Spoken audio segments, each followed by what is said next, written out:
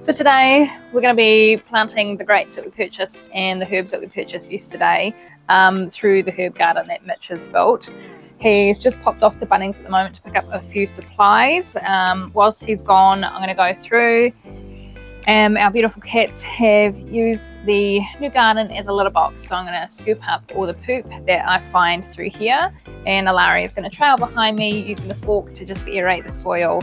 The new soil that we put in has actually compacted a lot more than what we thought it would, so we'll get some sand, aerate it, mix it all up, make it nice, light and fluffy again, and then we'll get planting.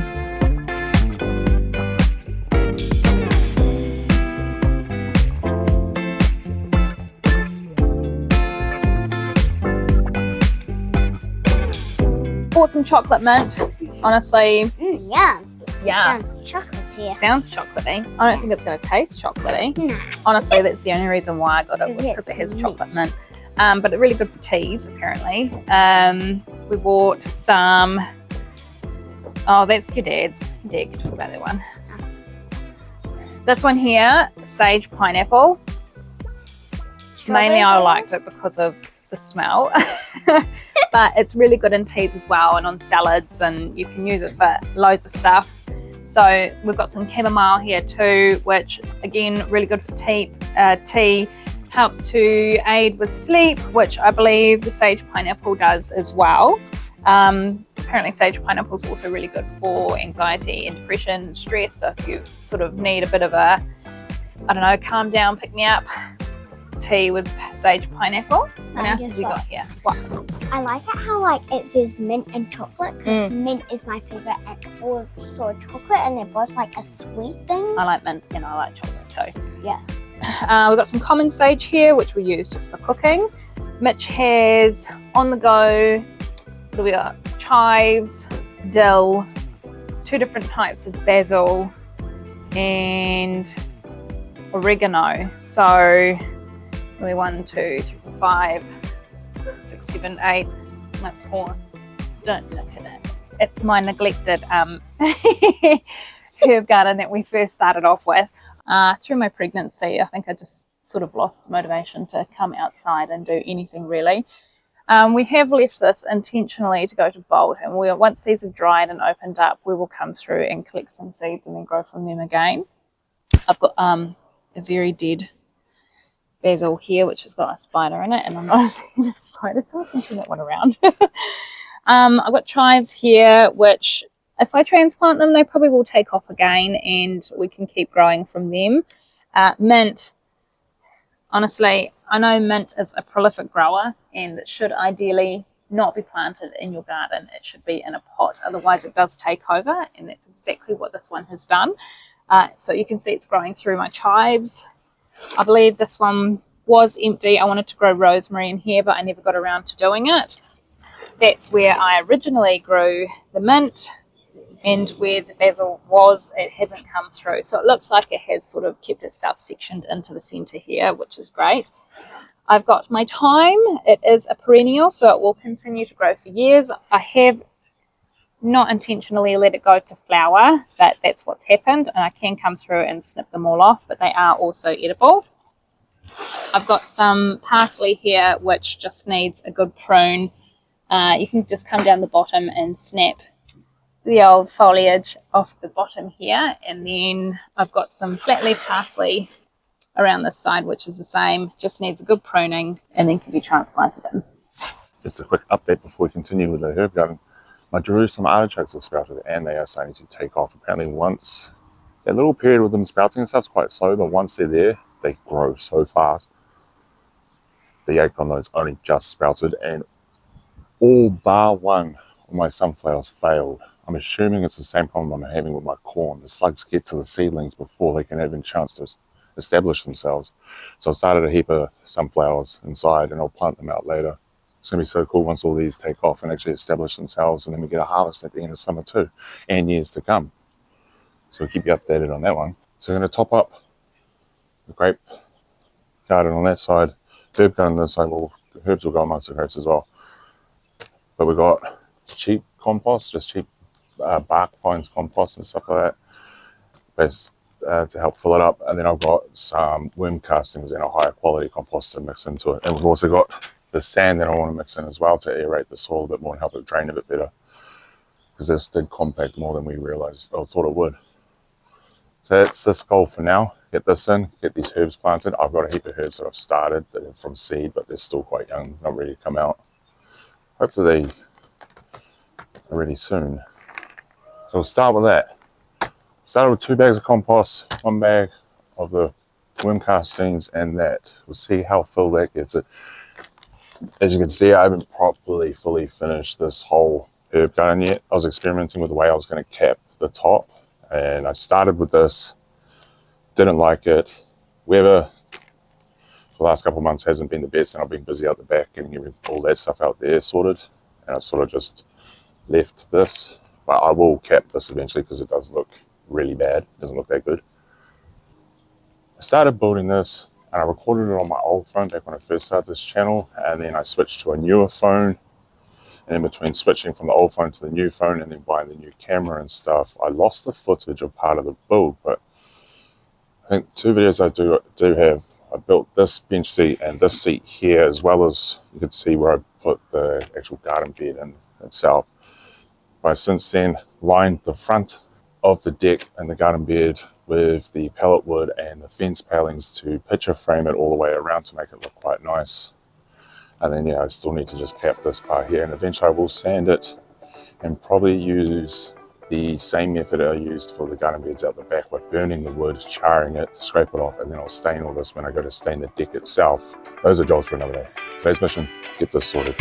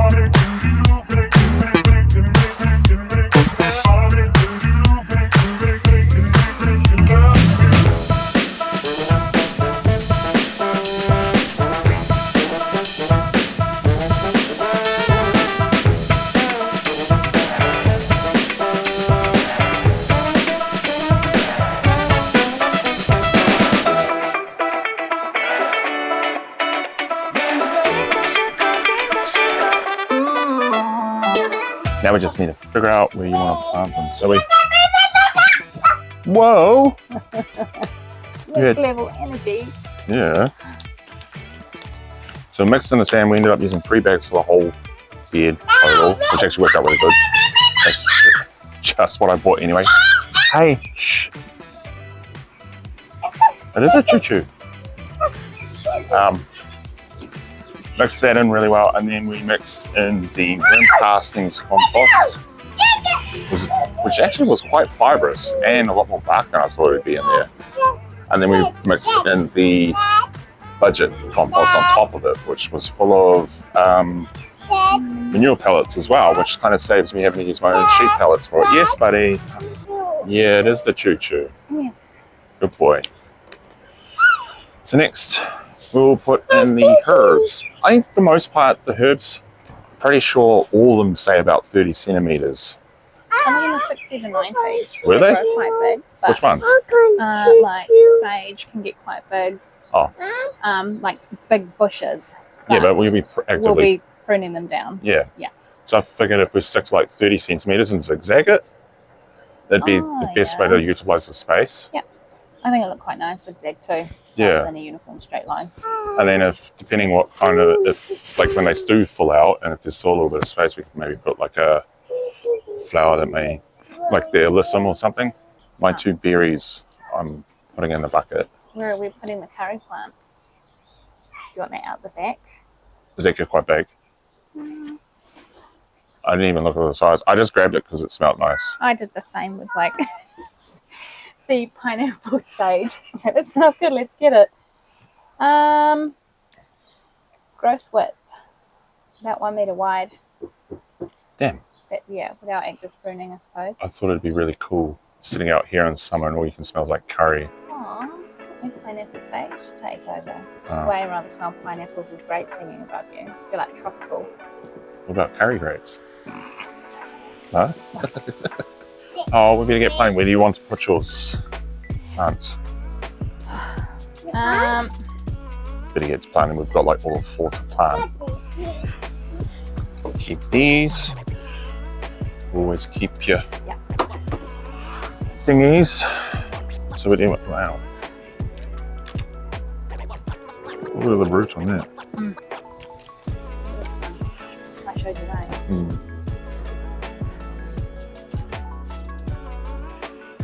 This is what happens when you neglect your plants.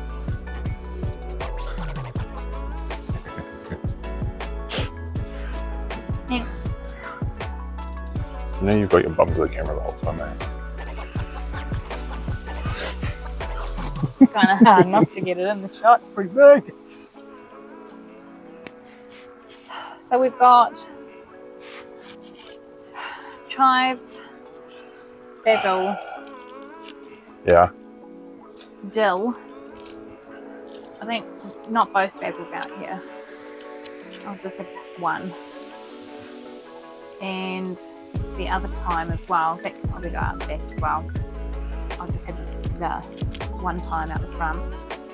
What else do we have? Did you want to do it just the one time we grow it or each time we grow it? Good dad jokes. Terrible. Plan with these. I'm going to set up a wire between the posts, about first wire being, I'm going to go about 1 foot or 300 mil from this. Yeah. That'll be the first wire. I've bought enough so I can do 4 wires up this. Maybe I could even bring it down a little bit. I'm going to reuse the wire from the clothesline that I cut down the other week. Doesn't look that pretty though, so it's not going to look that great. I might replace it at some point, I don't know. Plan is to train these guys up and then over to create a canopy for us over summer. So you've got this natural shade, and then over winter, because they're deciduous, they will die off, drop all their leaves, and just be the bare canes and cordons left, which would be good because over winter you want the sun to come into the house and in the rooms. But that's going to take a couple of years because it'll take us two odd years to train them up these wires and then to get them to cross.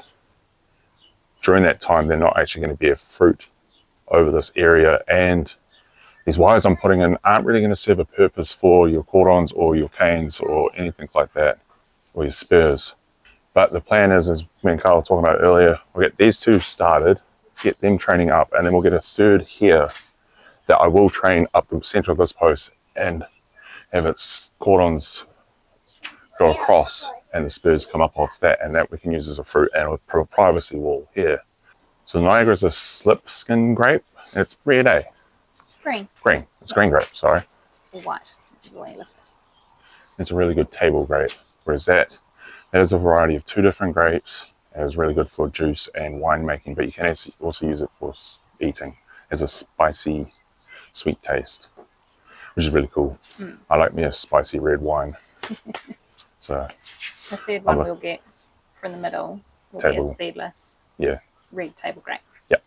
It should work out all right because then this will have enough space either side for its cordons, which is 2 meters each side, which is heaps of space for a grape. And then these guys, each one, if I can train them properly, I'll have them alternating their spurs from each cordon. Oh yeah. Yeah, so they're not conflicting with each other. At least that's the plan. We won't see that until a couple of years. First, we need to get these in. Well, actually, first I better do the wires, I guess. Yeah. So we'll get stuck into that. So the plan is with the wires, hoop, screw, or ring on the post, and then the galved wire through to a turnbuckle on that end. They'll hook onto a hook screw on that end, and then you can turn the turnbuckle to create the tension.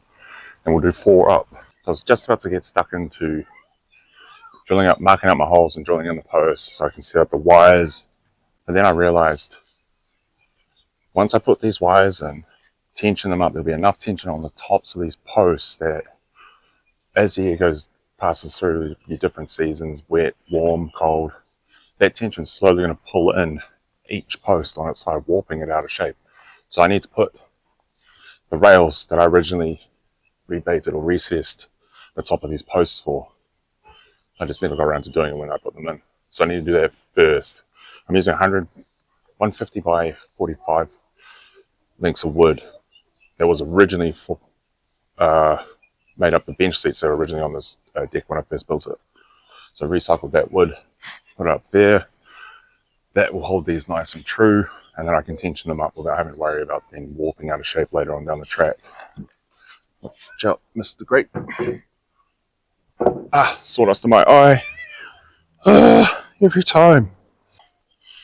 There's a little bit of warpage going on there. So I took the measurement at the base, so obviously that's where it's the sturdiest, and that's held true to its spacing between each post. At the top here, probably got a ½ an inch movement out that way, so I need to push that post in. Or I might do it on both sides. I'll get my level first, actually. Level, then I'll know which one's actually out of shape. Oh my god. That one's smidgens. She's both about the same. That one's like ever so, they're still within the lines, but the bubble's right on that line, meaning it's slightly that way. And then that one's the same, it's slightly that way. So they're both going out. They've moved out, yeah. And this one's bang on. So to even up these two outside ones, I'm going to put a strap around the top of this and anchor it to the bottom of that, where that's obviously not going to move there, and pull this top end in ever so slightly, and then the same on that side to straighten it up.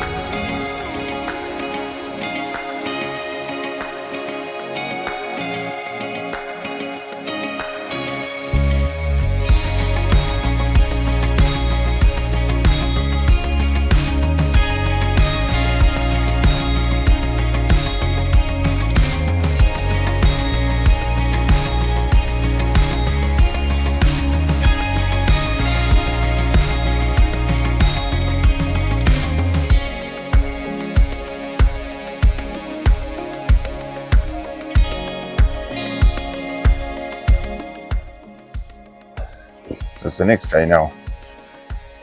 Actually, it's now the afternoon of the next day, but bolted up that top part of the roller part thing that we're building. Had shot into hands this morning, grabbed bolts for it, and finished this off last night. It got late last night. I think it was about 7:30 by the time I finished doing these, but essentially I used a ring. I can't remember what they're called. Like a hook eye thing. Goes through, I recessed the backside where it bolts into, so the bolt actually sits inside the post itself. It's not hanging out, and I'll just grind flat with a little bit of extra thread. I then used a wire thimble, cable thimble, spread it apart, put it through the eye of the turnbuckle, and then squeeze it back together. So it gives something for the wire to sort of wrap around nicely instead of just being pulled tight through this eye and kinking it, and I'm sure eventually it would slowly wear through and snap through small vibrations. It's crazy how quickly something can be cut through just these slightest vibrations, even steel. And then use these little wire clamps to clamp it in place, and use the turnbuckle to obviously tighten up. And did that 4 times over. So the next part, we need to put in these grapes and then water in this garden. So I reckon this one's about here. Ideally, if you're doing grapes along like a fence line or like a really big trellis, they need a lot of space, like a good 2-3 meters apart from each other or more, even better. But these two will be growing up and then over, and then I'll try and train them so that their canes and their spurs sort of alternate from each other, so they're not conflicting too much, so they can utilize all that space. At least that's a theory. I don't know how well it's going to work, but we'll try. And then this one in the center, that's going to have this whole, whoops, I think this whole thing's about 3 meters, so we'll have 3 meters to itself basically to create this privacy wall. If it works out with what's in my head, the way I can picture it, it's going to look pretty cool once it's done. We just need to spend the next couple of years training them. What did I do with me little fork? What did I do with my fork? Oh, for fork's sake. I did bring it, right? Maybe I did not. No, there it is. It was right in front of me. The cool thing is, I think these grapes here, they've already got at least a year and a bit's growth on them. So it might not take too long to get them to train up and over. They're already trying to see it through fruit, which would be cool, but we want it to establish its roots first and train it, so all the little buds and stuff are getting pinched off this year and probably next year. Ideally, I'd want to trim a lot of this back, but because it's already in active growth, if you do, all the sap and stuff is starting to move through all the phloem enzyme, basically the veins of the plant. And if you cut it, it will, what they call, bleed out, which is not good for it. Basically, you wait till they're dormant in winter, then you do your pruning, and that way none of the sap will actually come out, it won't bleed out. It's very root bound.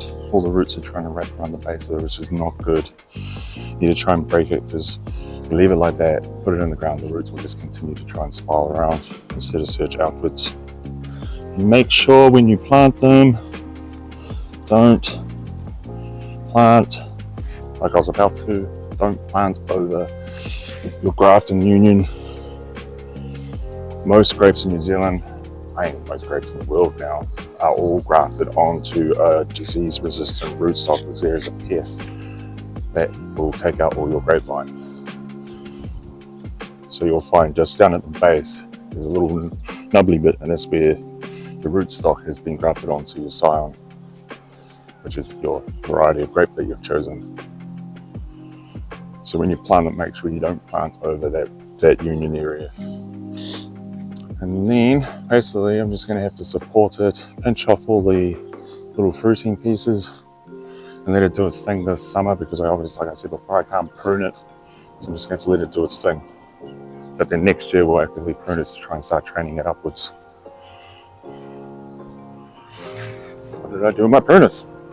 Free bamboo stick. You get a free bamboo stick with each plant you buy. Keep this guy and this guy. You generally keep 2, train them up, and then 2 cordons across from each. And then with each year this gets thicker and thicker. And in 5-6 years time, you have a big trunk like that coming up here. So that's it for now. Just need to water these in, water the herbs in, plant a couple of other herbs into pots, because we won't be putting them in a garden. And then we'll track the progress of it over the year, the next couple of years through the videos. Next winter, I'm thinking when these die off, because they're deciduous, they drop all their leaves, they won't be doing anything. So in between the grapes, I think I might put a couple winter veggies, just to keep the soil life going and everything. But other than that, I'll see you in the next one.